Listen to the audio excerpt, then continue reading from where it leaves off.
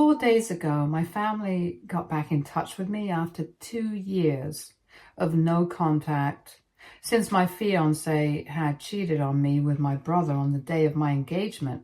And it had turned into a huge mess, so I had to cut them off. For context, my fiance, my brother, and I all went to school together and have known each other for a really long time. Kim, my fiance, was in the same year as us, and Ron, my brother, was just 2 years behind. Ron and I used to be very close when we were younger, so we were kind of part of the same friend circle, and that meant that he was also friends with Kim. I asked him to be my prom date in my senior year, and after that, we started dating. We even ended up in the same college, so we had been together for almost 7 years when I asked her to marry me.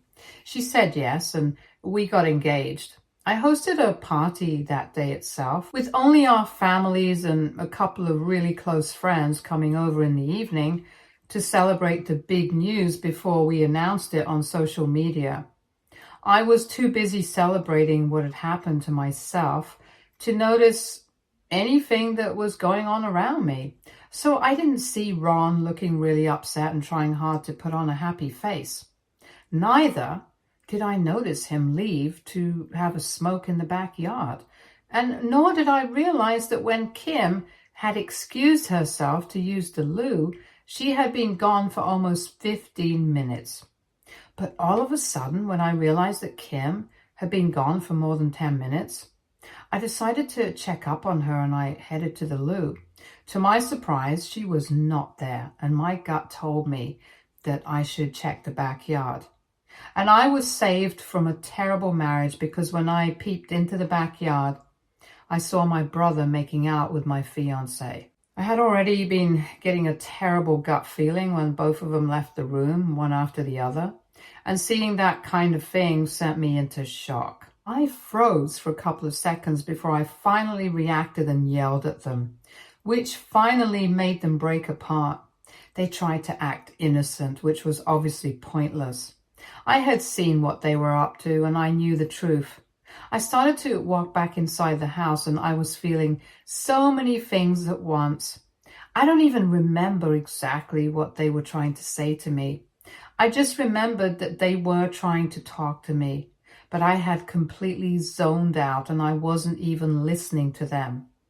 I walked into the living room with them behind me, and without even waiting for them to say anything, I announced what I had seen, and I told our families that the engagement was unfortunately off because Kim was a nasty cheater and Ron had no sense of loyalty. Kim started crying and Ron was trying to comfort her, and the sight of that upset me so much that I told both of them to get out of my house. At the time, Kim and I had been living together, but it was my name on the lease agreement.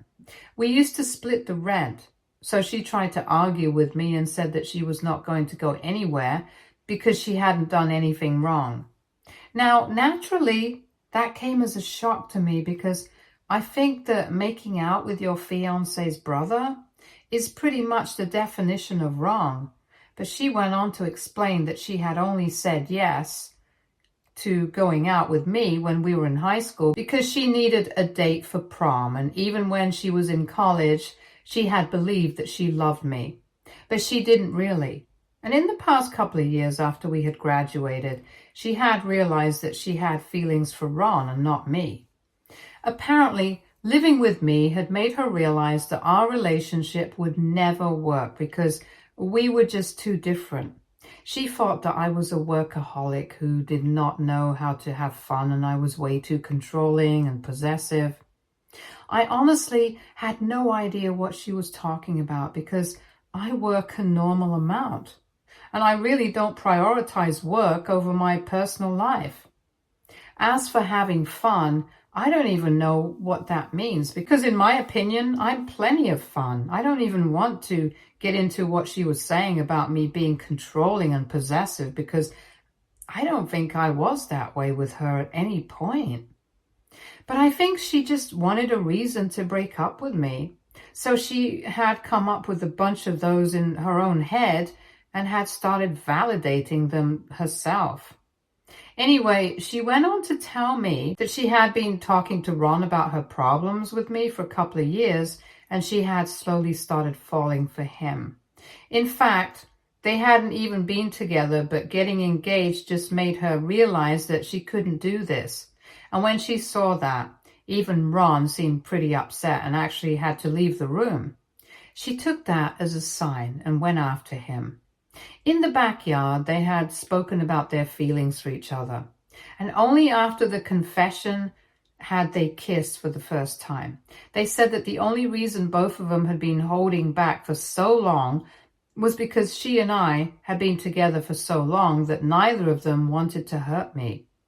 That was the only reason Kim had agreed to marry me, because she didn't think that he would make a move on her since he loved his brother.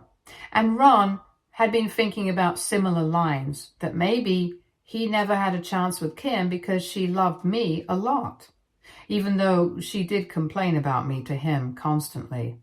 But after they had spoken to each other in the backyard, they realized that her engagement with me was never going to work because she was in love with him, and so was he. And now Kim wanted to break her engagement off with me and tried to have a real relationship with my brother.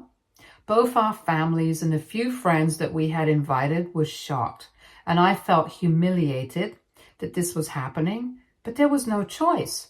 Her parents, thankfully, seemed to be reasonable people and apologized to me for what their daughter had done and told her that she was free to do whatever she wanted, but for now, they really didn't want to speak to her. My parents, on the other hand, turned out to be the worst parents on earth because they actually started supporting the two of them. They tried to explain to me that it was completely natural for Kim to fall out of love with me and that I shouldn't take it too hard, since these things happen and all I could do was try and move on. In fact, they even expected me to be supportive of the relationship between Kim and Ron now.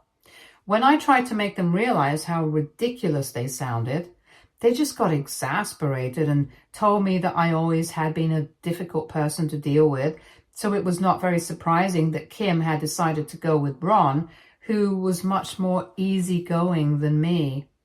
They told me that I was too tightly wound, and they had known that the relationship with Kim was not going to last, since she was the exact opposite of me and had always been more like my brother. And both of them seemed to agree with it.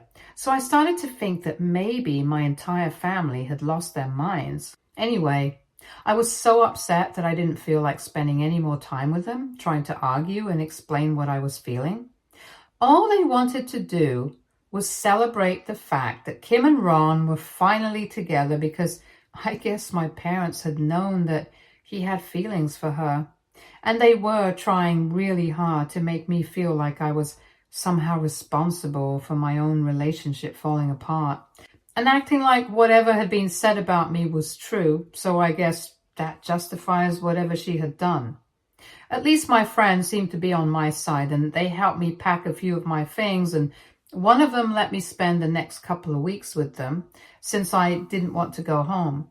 Now, I guess I could say that after the day of the engagement, I didn't have to see any of them ever again, but that wouldn't be true.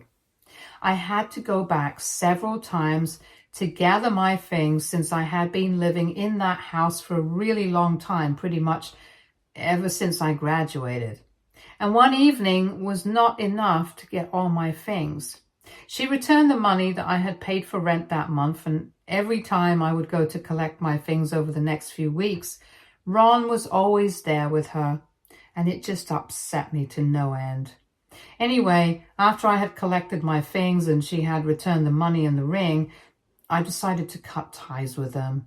I had been in touch with my parents on and off for a few weeks, and I couldn't believe that they were actually supportive of what Ron had done. They told me that if Kim was not happy with me, it was completely up to her what she wanted to do and who she wanted to be with. And if it was Ron that she wanted to be with, it was not exactly wrong of him to take her up on that offer. If they loved each other, it didn't matter if she had cheated on me or if he had betrayed me. They belonged together. And they were going to be supportive of the relationship no matter how I felt. And no matter how much I denied it, they continued to bring up whatever Kim had said about me being controlling, possessive, never having enough time for her, and not knowing how to have fun. It had come to a stage where I had actually started questioning any of those things. So I spoke to a couple of my friends, and these were people who had always been honest with me since we had been friends from school. They have known me and Kim for a really long time, so I could count on them to be honest with me. And they told me that whatever she had said was a bunch of baloney, and she was only coming up with that stuff to justify her affair. I worked a reasonable amount, and they confirmed it. And I cared about my work just as any other person does. Not more and certainly not less. And I was quite a fun person to be around. Maybe I wasn't always the life of the party like my brother was, but that didn't matter because I knew how to let loose, and that was all. Besides, things like that shouldn't even matter in a relationship. It wasn't like her life had become boring or difficult because of me. As for controlling and possessive, my friends vehemently denied that. And that just made me believe it even more firmly that my family and Kim were just trying to gaslight me into believing that I was all of these things.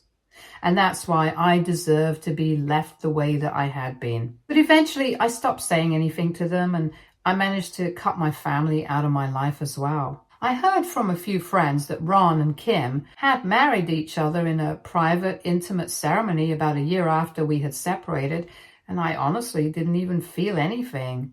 One more year has passed since then, and for almost 2 years, I have had no contact with my family.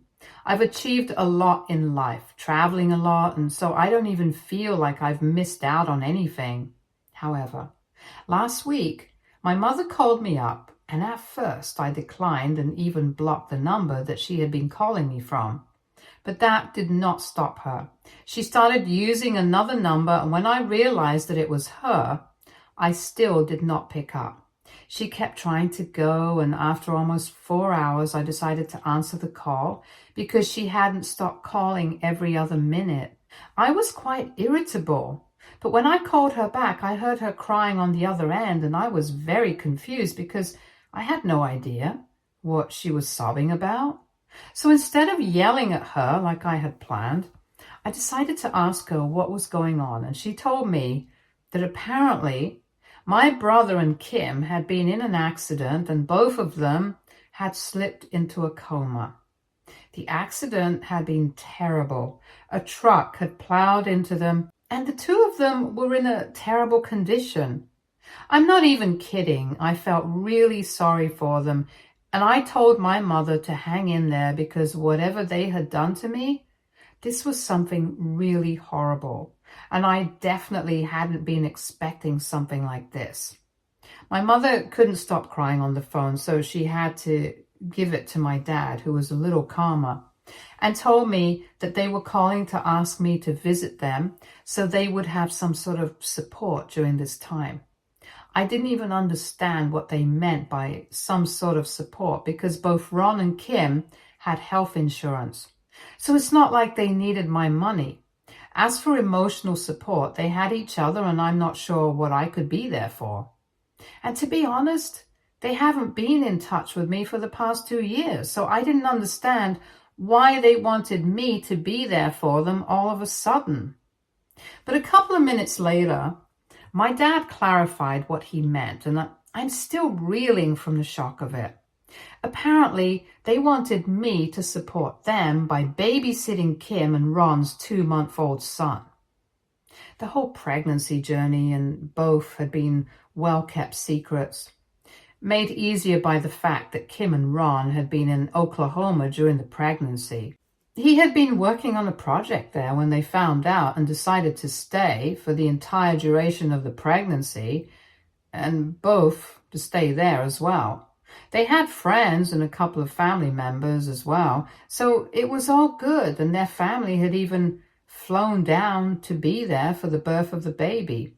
Everything had been kept private on purpose because that's what Kim and Ron wanted, and they had only come back a couple of weeks ago so they could let everyone know. But now they were in hospital after this terrible accident. I honestly felt numb after learning this and didn't know how to react, but my dad told me that for now, they had hired a sitter to look after the baby, but they needed to think about something long-term as well. Apparently, they had spoken to the medical team and Kim and Ron had been given 50-50 chances of survival. So my dad had called me to say that just in case something were to happen to them, they wanted me to help raise the baby.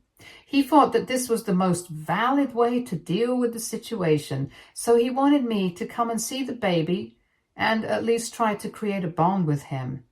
I thought that was a ridiculous expectation to have from me. And I instantly told him that I was not going to do anything of the sort. Literally, everything about his suggestion was incredibly problematic, and I did not want to be a part of it. But instead of accepting that, he started yelling at me and said that I was being stupid and selfish, and that right now things are not about me, about Kim and Ron, because they are literally in a coma and I need to think about them before declining. He said that the family needs me right now, and most importantly, my nephew needs me, so I need to be there for everyone instead of holding on to old grudges. But it's not like I decline because of any grudges. I decline because it's just weird. I don't want to have to build a relationship with my nephew under circumstances like this.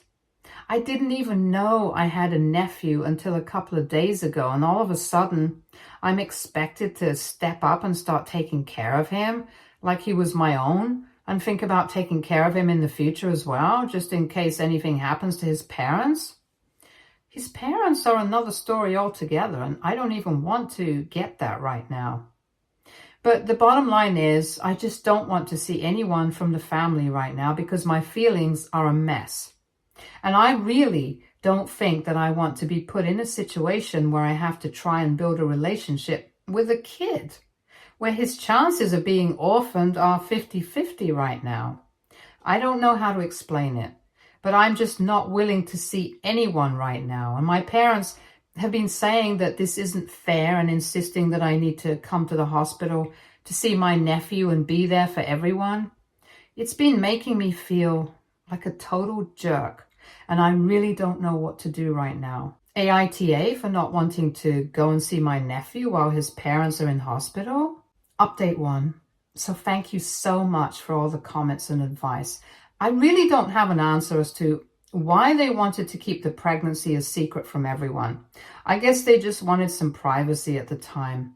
Regardless of that, I was kind of shocked. It's only been a couple of years since we broke up, and now they're married with a kid. I guess it just took me a little while to process that news, and I've accepted it now, and I think the best thing for me to do right now would be to stay away. I know that this is not about me, that they have been in an accident, and they are in the hospital right now, and honestly, all my prayers and good wishes go out to them.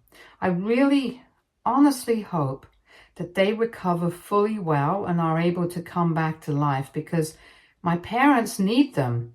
Their child needs them, and I'm sure that things will work out. But I need to think about my own mental health as well. And I really don't think that taking up the responsibility of my nephew is going to make it any better, especially considering the fact that his mother used to be the love of my life at some point. So I really don't think it's a good idea for me to try and build a relationship with him. And I honestly don't even know if his parents would have wanted that. Most of the comments here validated my decision not to go meet them or see them right now, because it's not like I have to. They have people looking out for them. I don't. So I have to have my own back right now. I haven't been responding to any of the phone calls and messages from my parents right now because I don't even know what to tell them. I've tried explaining my side to them, but they just don't get it. I don't think they're even capable of understanding what I'm going through or what I went through 2 weeks back.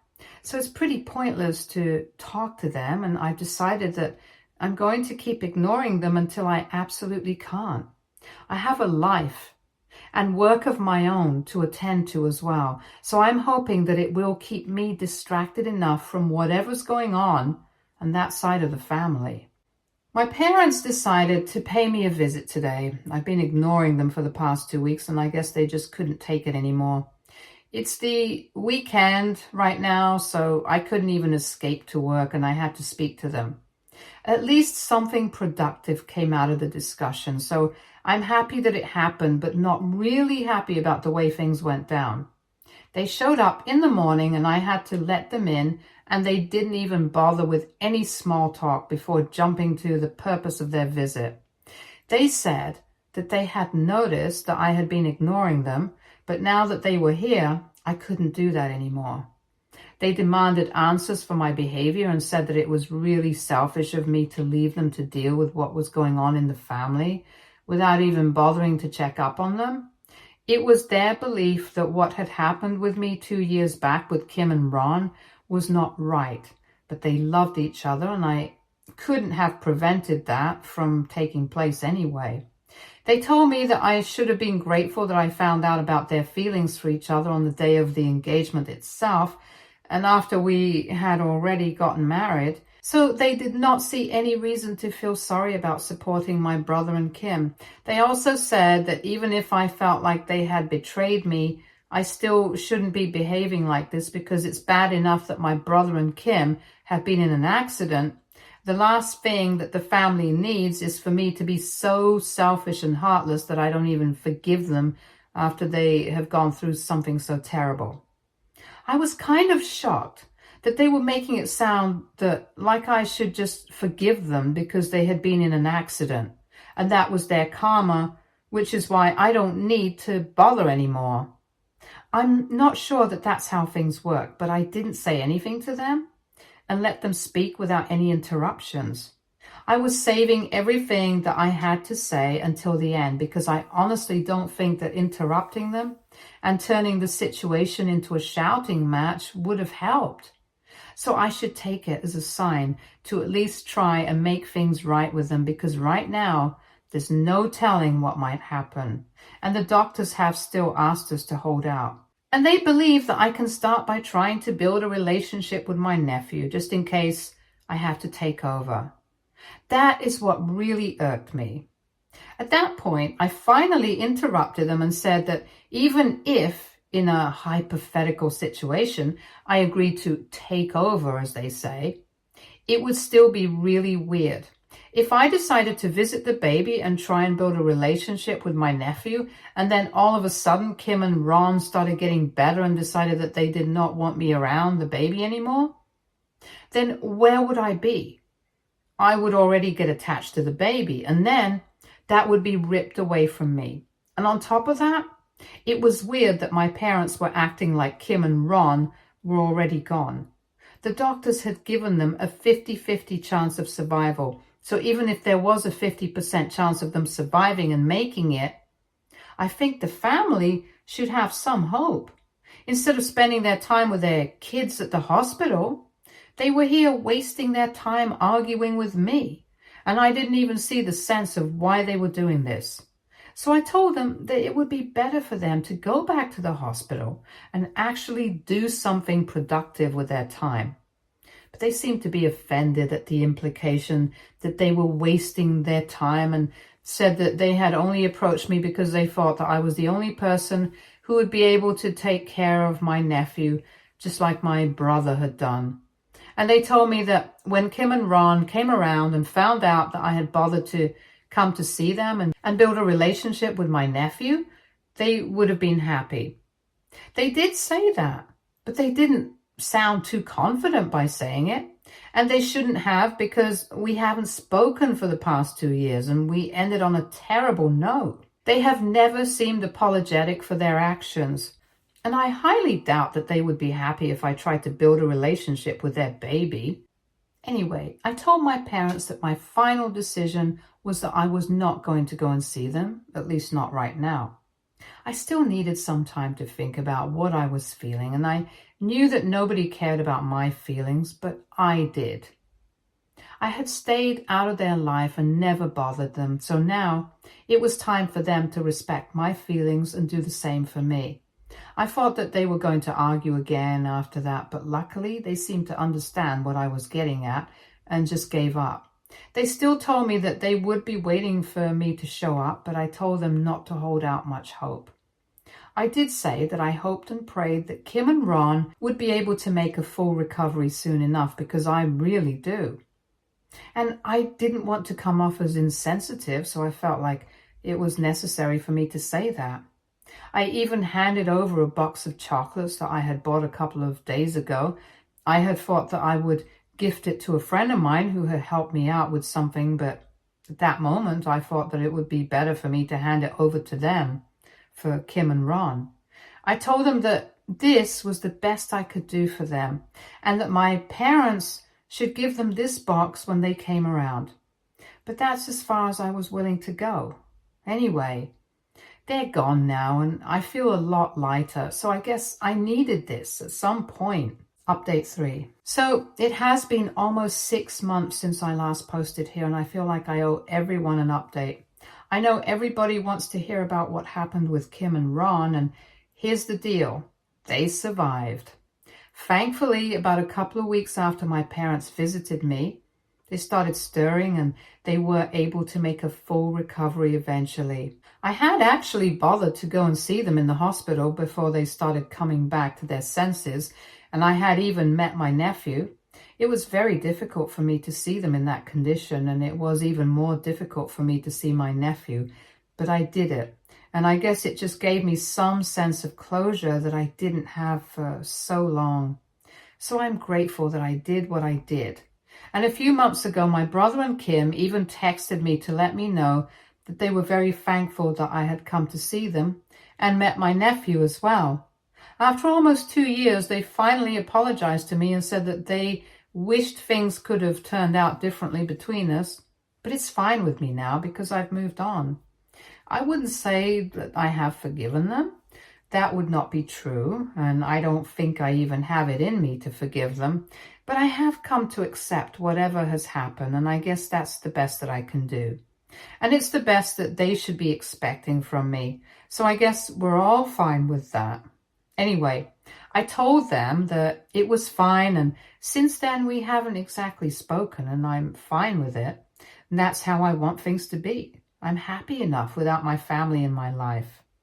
I also started seeing somebody recently, and this time it's pretty serious. I have had a couple of flings and casual relationships in the past after my breakup with Kim, but I guess this is the first time that I've actually had such strong feelings, and I think it will work out well this time.